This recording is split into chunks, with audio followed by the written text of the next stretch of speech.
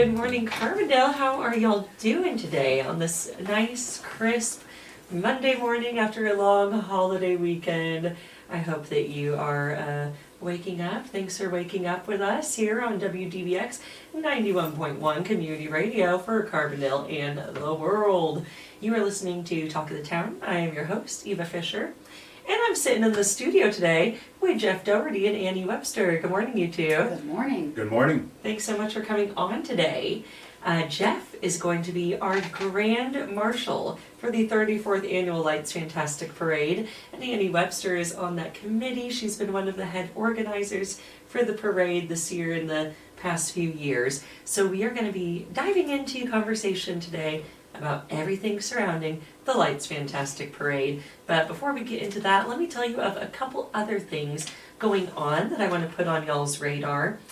Okay, these couple events are nice community-oriented events. I'm going to work backwards here. So I'm going to tell you about the Helping Hands for the Holidays. This is a community winter resource fair being hosted by the mayor in the City of Carbondale. So this is just as it sounds, Community Resource Fair. This is going to be at the Carbondale Civic Center on December 11th from 10 a.m. to 1 p.m. So yes, having nonprofits and different organizations that are out there helping our community in a multitude of ways. So this is a tabling event. So if you are interested in learning about those resources so you can help share the word, or if you are in need of building up that roster for your own sake, join us at the Helping Hands for the Holidays Community Winter Resource Fair on December 11th. There'll be free food from Cristados as well. Coming up next Sunday on December 7th is the Southern Illinois Alternative Gift Fair. This is also at the Carbondale Civic Center from 2 to 5 p.m. on Sunday, December 7th. In a similar vein, this is an awesome event with lots of nonprofits and organizations in the community. This is a chance to seek those alternative gifts. Maybe it's making a donation in someone's name. Maybe it's going ahead and signing up your kid for a summer camp put on by one of these groups, and then you can put that in their stocking, etc. So yeah, I want to get those on your radar. A couple fun kind of wintry treasure hunts, if you will. Giant City State Park has kicked off their annual Gnome Roam. This is starting today, December 1st through February 28th. There are 7 gnomes hidden throughout Giant City State Park. So go out there, even though it's winter, it's still a wonderful time to hike and enjoy our natural resources here in Southern Illinois.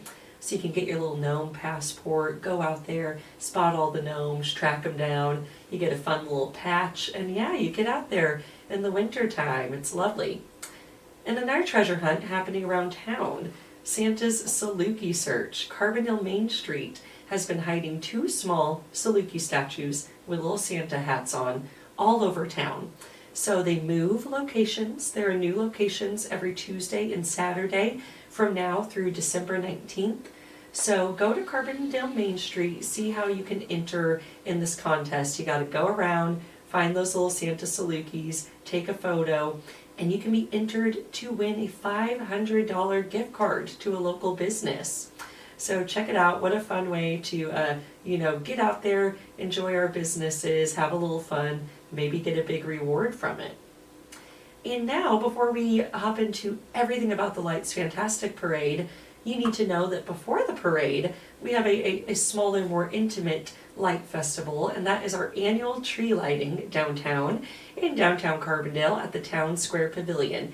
That is this Thursday, December 4th at 5 p.m. is when this event begins. It's going to go until 6:30, so you can enjoy some hot cocoa, some cookies, and guess what? You know who's going to be there? Santa. That's right. Santa, everybody, is coming out to help kick off our holiday events this Thursday, December 4th, with the holiday tree lighting. Just a few days before we get into Carbondale's biggest annual event, which is the Carbondale Lights Fantastic Parade. This is the 34th annual parade this year. It was actually born in 1990, the same year I was. I'm turning 35. I get to claim a little more age on the parade because we lost a year of the parade due to COVID, but it is back in full swing, and I have the pleasure of chatting about the parade here with Annie and Jeff Doherty. So thank you to you again for coming on so we can tell course. everyone all the amazing things we've got going on for this year's parade and maybe shine a light on some of the parade's history, etc. So, Jeff, do you want to introduce yourself and tell folks a little bit about yourself and your involvement with the parade this year? Well, I came to SIU as a college freshman and never left. Yes, that same Been around old for a while. Carbondale story. I love it. 32 years with the city. Awesome. Was finishing as city manager, and then finished up with 8 years of being on the city council. Yeah. So I was around in 1990 when the parade started, and the people who were involved back then were looking for an event that generated community pride, and I think they were very successful in accomplishing that. Absolutely. And now 35 years later, Yeah. it's still going strong. Absolutely, it sure is. And this year you have the honor of leading the parade with your family as Grand Marshal. Pretty exciting. Yeah. I got a call from Sean Henry, and he said, "We'd like you to be the Grand Marshal." And it's not a call you expect in the middle of the afternoon. Sure. And I sat there for a minute, and I thought, well, I'll call you back. I need to talk to my wife about this. Sure. And 5 minutes later, called him back and said, "Sure, we'd be happy to do it." Awesome. I love it. I love it. So what's that mean to you to get to be the Grand Marshal of the parade for this city that you have worked for, you have lived here, you have, I'm sure this parade has been a part of your annual tradition. So what's it mean now to get to lead that? It's a real honor. Yeah. And I've been thinking about those people who, back in 1990, who worked to start this. People like George Whitehead, who was the Carbondale Park District director at the time. And George always talked about this parade in East Peoria, Illinois, Yeah.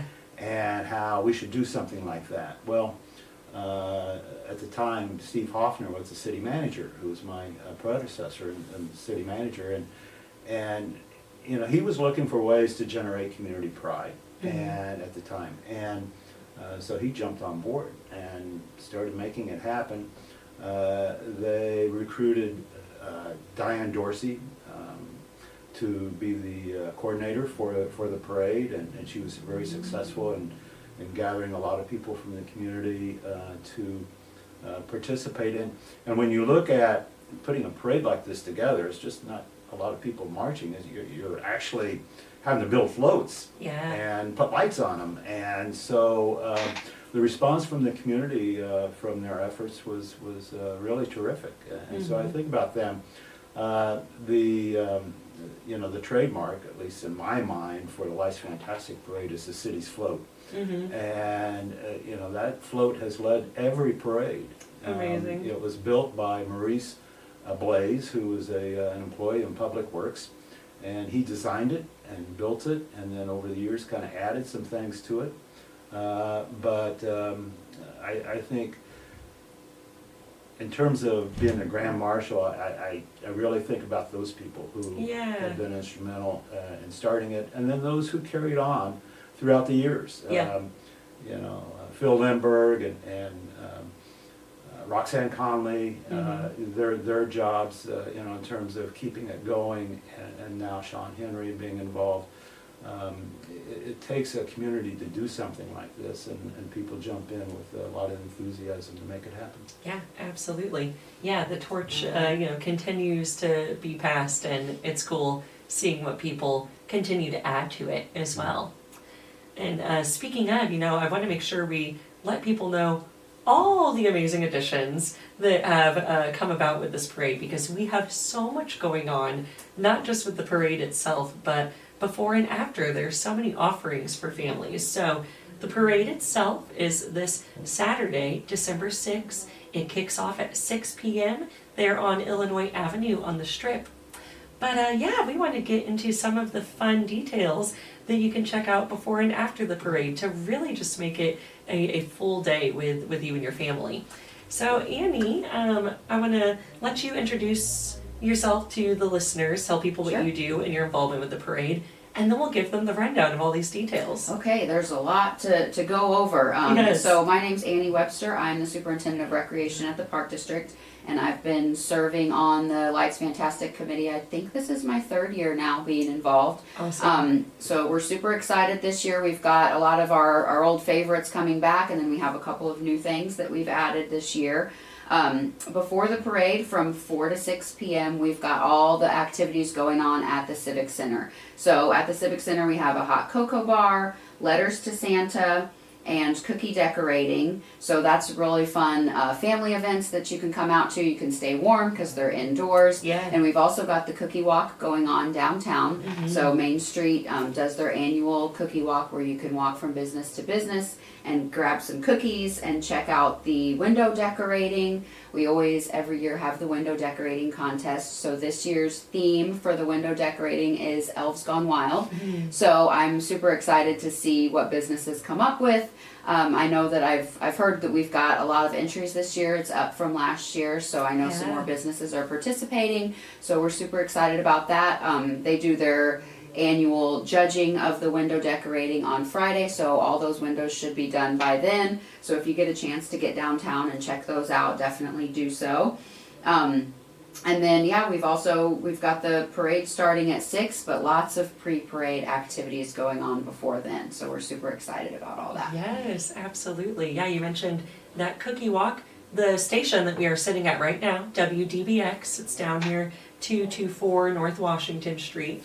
They're on that cookie walk, and Janice, our station manager, just was saying, use this spot as a place to come warm up and enjoy some hot cocoa and cookies. And down at the Town Square Pavilion, you also can meet Santa's reindeer. Yes, the Before the reindeer is parade. coming back this year. Santa's reindeer will be downtown. You're able to come and get your picture taken with the reindeer. We are also having a winter market down at the pavilion this year. So we kind of started that. Main Street's kind of spearheading that, and they started last year with a couple vendors. This year I know they have a lot more vendors than they did last year. Several craft vendors and jewelry and that sort of thing. And then they've also got 3 food trucks that are going to be set up down there. So it's just kind of going to be the hub of activity before the parade. And I know that the winter market is also going to hang around, and those vendors are going to be there after the parade, I think, until 9 p.m. Yeah, perfect. Yeah, that way if you don't feel like hanging on to those goodies that you might want to buy Right. for folks during the parade, you can make sure to hit it on the way out, get those gifts in hand, and get them home safe and sound. I love it. That is such a wonderful, flurry of activities, if you It's will. going to be a great day. It's going to be chilly, but it doesn't really feel like the parade if it's not a chilly day. So- Exactly. Yeah, it's fun And to plenty get of hot cocoa to go around to keep you warm. So. Exactly. Yeah, it's fun to, kind of stay nice and bundled up for the parade. Yes. And then that hot cocoa, it really just hits just right. Definitely. I love it. And how encouraging to get people to stay around before and after the parade. Right. Be a patron of those businesses. The businesses in downtown get so excited for the Lights Fantastic Parade to get to see so many people come through and everyone just really enjoying downtown. It's like, pun intended, I suppose, but it puts downtown Carbondale in such a beautiful light, this, Right. this parade, to get to see all those families gathering, and everything literally just glows. It's a great evening. It is, yes. The Park District also has a float in the parade, so we've been hard at work getting that put back together, so we're excited to see that again this year also. Yeah. Annie, can you tell us some about the different floats, just maybe how people get involved with the floats, and just kind of maybe some trends you've seen over the years with those floats? Sure. So for a couple years, we noticed that we were getting a lot fewer floats and a lot more pedestrian entries. Mhm. So we've kind of been trying to encourage people to bring back the, decorating the floats. We love to see the pedestrian entries also, but the Lights Fantastic Parade is all about, those floats with all the lights on them. That's why we decided to make our own float and kind of encouraging other folks to do the same thing. I believe last year we had 61 entries. Great. So it's a fairly large parade. We're right on track to have about the same amount this year. We've got a couple of new floats that we've seen come through that are registered this year that we haven't seen before. So I'm excited to see those. We've got a lot of the old favorites that people are used to seeing, but then we've also got a couple new entries as well. So that should be exciting. Yes, how exciting. I know we're gonna, Dina and I are planning on doing some behind the scenes this Yes. week. So stay tuned. If you're not following already, we have a Carbondale Lights Fantastic Facebook page and Instagram account. So please give those a follow and you can see all of the details of those events we've been speaking about here, as well as get some fun behind the scenes this week as we prep for the parade. We're about halfway through our program here, so if you're just tuning in, I'm speaking with Annie Webster of the Carbondale Parks District and Carbondale Lights Fantastic Committee, and with Jeff Doherty, who is our Grand Marshal this year for the Carbondale Lights Fantastic Parade. So y'all, we've talked about, we've touched a little bit on some history here, given folks the rundown of the events around the parade. I do want to give people some logistics here because, with the parade, that means street closures, it means shuttles, it means all kinds of fun things for getting around town. So Illinois Avenue will be closed from 5 to 8 p.m. and Mill Street is going to be closed at 3 p.m. for staging. And we want to let people know that there are free shuttles that are going to be running from Murdale Shopping Center and the University Mall. So those services begin at 4:30 p.m. Those shuttles are going to run every 30 minutes until 6:30 p.m. And then right after the parade, they'll start shuttling you back at 8, and the last departure from downtown is at 8:30 p.m. So you could get picked up over at the Murdale Shopping Center near the barber shop. That's going to drop you off at Oaken, Illinois, near the Diami Center. Or you can get picked up at the University Mall near Maurice's, and that's going to drop you off at Veterans Plaza at Washington and Main. So if you are looking for that easy trek downtown, we suggest, you find yourself on one of these shuttles. Yeah, just get dropped off right next to the parade. Yeah, the shuttles are great because parking can be kind of, Right. There's so many people downtown. And Yeah, it feels like, VIP service. Right. Hey, speaking of VIP, you guys get to throw a fun sponsor party. We do. For all of those amazing sponsors that we have for the parade. Do you want to tell us a little bit about Sure. that, Annie? Yeah, so we could not do the parade without all of the generous sponsors, all the community businesses and everybody that kind of pitches in to make everything work. So we like to do a nice little sponsor party for those folks. Before the parade, it used to be at the Civic Center, but last year we decided to move it across town to the old train depot, I just love that location. It's historic and, we get it all decorated for the holidays and it's beautiful over there. And the VIP seating that goes along with the sponsors, if you do sponsor the parade, you get a parking pass and some VIP seating, and you also can attend that pre-parade party. So that's one of my favorite things, just seeing all the people that come together to put the parade on, just being able to gather there and kind of have a special little activity beforehand is fun to see. I love it. How awesome. Hey, and you talked about that move. Another exciting move happening this year for the parade. Our announcers are going to be located outside of the Sims, the Southern Illinois Multimodal Station. We have this, beautiful new station downtown, and we thought, why not highlight that a little more and get the announcers right in the heart of downtown where all the action of the parade is. Yeah, we're gonna have so much going on down at Town Square this year also. It's just gonna be a good move, like you said, to have that beautiful backdrop there and be able to highlight that area a little bit more. Yeah, I know. Steve Fallett is our head MC Yes. for the parade this year. So that will be exciting, having that nice booming recognizable voice there. Yeah, definitely. I love it. We're about 10 minutes out from the end of our program, you two. So I want to make sure that we have covered everything you want to make sure that our listeners know about with the parade this weekend. I think so. Another fun addition that we have coming back is the large tree held by the crane that we had kind of in front across the street from the Civic Center last year. I believe it's Clearview Tree Service that provides that tree for us, and they're going to come down and bring that again. So if you want to come out and get a photo op with that, they'll be set up in the same spot again this year. Fantastic. I love it. Jeff, I know that it's not just you as the Grand Marshal, but you and your family. How many members of your family are you going to have riding along with you? Well, it will be my wife and myself, my Wonderful. wife Barbara, my daughter and the grandkids. They're going to be involved with all the other activities going Right. on. Yeah, good And deal. they'd rather do that than ride in the parade. Hey, understandable. So it'll be us, and I think my wife Barb has been supportive of this, participated in the parade early on. We've always contributed to, supported financially the parade because Diane Neal Dorsey was a very dear friend of ours. And so we always want to do something in remembrance of her because she was so instrumental in getting the parade started.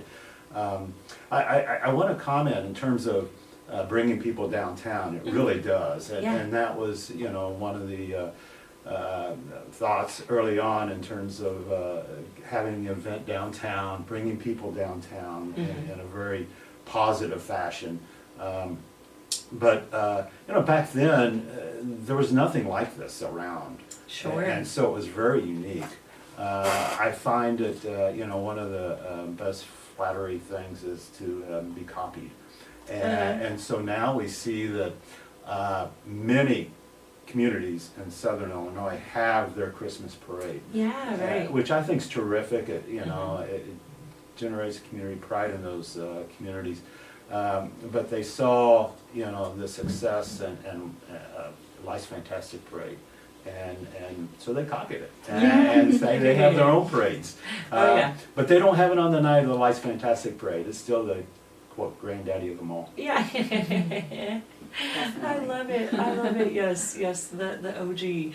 And there's nothing like it. I know I just can't wait every year to see that little UFO just running down the strip. It's so exciting. And it does. It just thrills me. And I think that there are those floats and those nostalgic pieces for each person.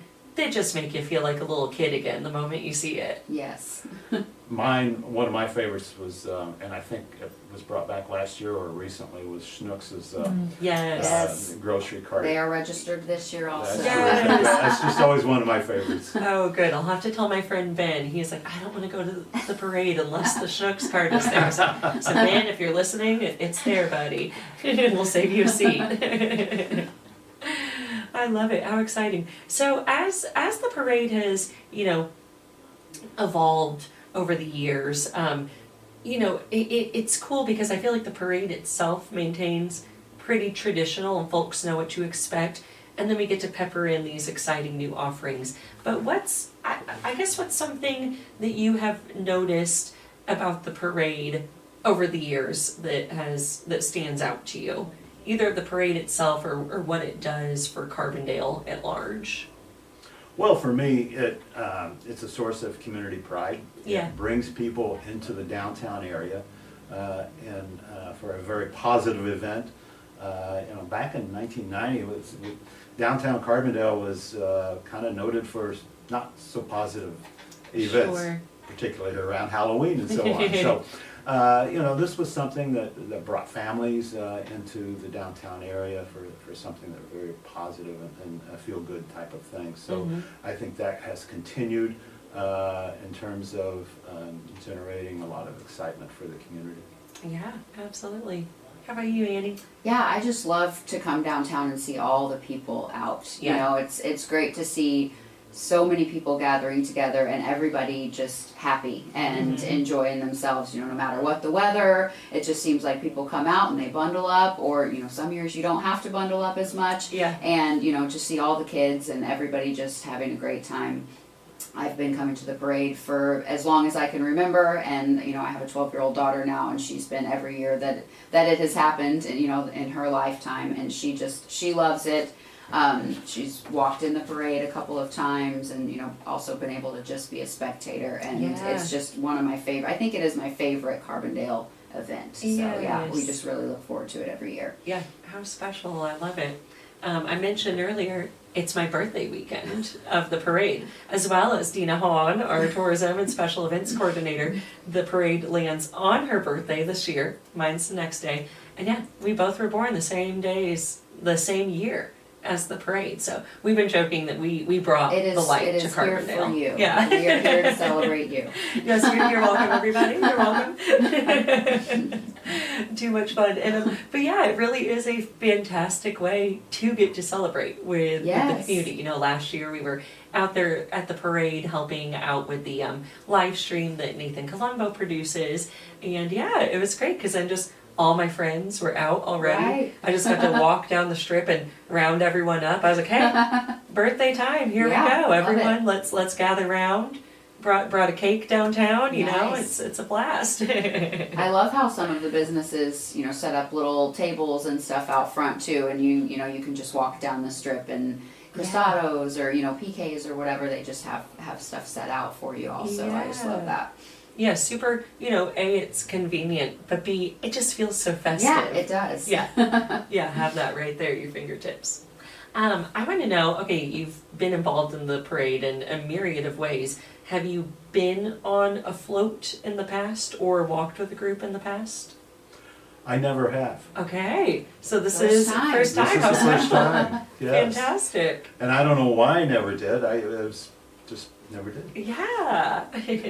I have walked with the Park District float the first year that we created that, because I put so much work into it and just the first time I just had to be with it. I just felt like I had to be right there with it. And I believe that I was in the parade as a kid once. I can't remember what group, but I remember like putting the lights on and, you know, walking and being very cold and probably complaining as a kid. It was not nearly as fun. But yeah, and like I said, it's been a part of our holiday tradition for as long as I can remember. Yes, I love it. I'm with you. I feel like I have a vague memory of being in the parade once when I was little, but I couldn't tell you any details. Some group, I don't remember exactly what. I just remember. And it can be a challenge for those kiddos walking in the parade. So, you know, tell them good job. They're out there making the parade more festive for you, and it can be challenging.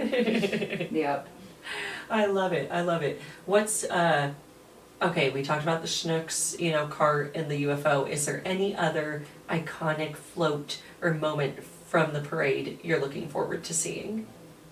Well, I think the city's float that leads it. Because when it comes along, the parade's underway. Absolutely. It is. It's so recognizable. Right, yes. And so that's the one I always look forward to. I love it. How about you, Annie? I love the Shriners. I know that you see them in a lot of parades, but being able to see them at nighttime with their little cars all lit up, it's my favorite part of the parade. Yes, it's so exciting. It really is. Awesome. Well, goodness, thank you two so much for coming on. Really appreciate it. And thank you so much for everything that you do to help make this parade a success. Definitely. Yeah, thank you for having us. Absolutely. Well, thank you all so much for tuning in to Talk of the Town here on WDBX 91.1. And remember, you can pop down here and warm up during that parade. I'm sure that they would love to chat with you down at the station. And they recently had a nice remodel in here, so you can check out the changes here at your local community radio station. Well, thank you so much, everybody, and we cannot wait to see you at the 34th Annual Lights Fantastic Parade this Saturday in downtown Carbondale at 6 p.m. And check out those events starting at 4 p.m. in the Civic Center in downtown, and that winter market going until 9 p.m. All right, have a great day, everyone.